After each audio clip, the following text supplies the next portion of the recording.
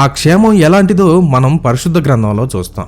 యోసేపు తన సొంత అన్నల చేత గుంటలో పడవేయబడినప్పుడు, అన్యాయంగా చెరసాలకు పంపించబడినప్పుడు దేవుడు అతన్ని క్షేమంగా ఉంచాడు.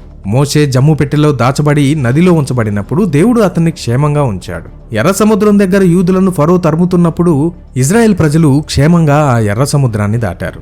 దావీదు కాస్తున్న గొర్రెల మీదకు సింహం వచ్చినప్పుడు దేవుడు ఆ సింహాన్ని చీల్చే బలం ఇచ్చి దావీదును క్షేమంగా ఉంచాడు. తిమింగిలం కడుపులో పడిన యోనాని దేవుడు క్షేమంగా ఉంచాడు. పెళ్లి కాకముందే పరిశుద్ధాత్మ చేత గర్భం దాల్చిన మరియను దేవుడు క్షేమంగా ఉంచాడు. హేరోదు భూమి మీద పసివాడిగా ఉన్న యేసుక్రీస్తును చంపాలి అనుకున్నప్పుడు ప్రభువు దూత యోసేపు మరియను ఈజిప్టు దేశానికి పంపి క్షేమంగా ఉంచాడు.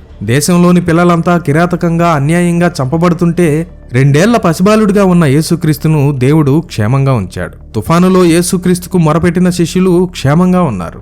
గెరాసేను ప్రాంతంలో సేనా దయ్యములు పట్టిన వ్యక్తి విడుదల పొంది క్షేమంగా ఉన్నాడు. రాళ్లతో చంపబడాల్సిన స్త్రీ యేసు దగ్గరకు వచ్చినప్పుడు క్షేమంగా ఉంది. లాజరు చనిపోయాడు అని యేసుక్రీస్తు తెలుసుకున్నప్పుడు కుళ్ళిపోయిన స్థితిలో నుండి అతని దేహాన్ని క్షేమంగా బయటకు తీసుకువచ్చాడు.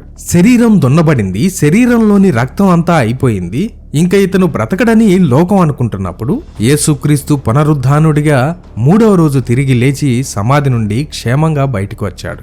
జీవం కలిగిన దేవుణ్ణి ఆరాధిస్తున్న మనం ఈ లోకంలోని ఏ పరిస్థితికి భయపడాల్సిన అవసరం లేదు. ఆయన వాక్యానికి లోబడి జీవించే మనకు ఈ భూమి మీద క్షేమం ఉంది. దేవునికి భయపడి జీవించే వారికి దేవుని కాపుదల ఎల్లప్పుడూ ఉంటుంది. ఎందుకంటే క్రీస్తు ద్వారా ఆత్మ సంబంధమైన ఇశ్రాయేలీలైన మనల్ని కాపాడే దేవుడు కునుకడు, నిద్రపోడు. యేసుక్రీస్తును రక్షకుడిగా కలిగిన క్రైస్తవుడికి ఈ భూమి మీద క్షేమం ఉంది. వాళ్ళు చనిపోయినా సరే దేవుడు వారిని సమాధుల్లో నుండి క్షేమంగా బయటికి తీసుకువస్తాడు. మరణాన్ని గెలిచేవారిగా మారుస్తాడు. అప్పుడు ఇక ఏ భయం విమోచన పొందిన దేహాలతో కనబడదు, వినపడదు. క్రీస్తుని కలిగి ఉన్న మనకు ఈ భూమి మీద ఏం జరుగుతుందనే భయం అక్కర్లేదు. దేవుని పట్ల మనం కలిగి ఉండే భయం యాటం బాంబు పడినా మనల్ని క్షేమంగా ఉంచుతుంది. ఈ విశ్వాస స్థితిలోకి మనం రావాలని దేవుడు ఆశిస్తున్నాడు. విశ్వాసం లేకుండా దేవునికి ఇష్టలై ఉండడం అసాధ్యం అని పరిశుద్ధ గ్రంథం చెప్తుంది. దావీదు కలిగి ఉన్న దేవుడు ఎవరో జ్ఞాపకం చేసుకున్నాడు.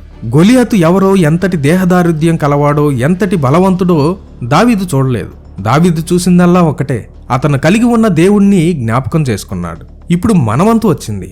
మనం కలిగిన దేవుడు ఎవరో గుర్తిరిగి విశ్వాసంతో ఈ లోకాన్ని జయించాలి. అంతము వరకు సహించువాడే రక్షింపబడునని దేవుని వాక్యం చెప్తుంది.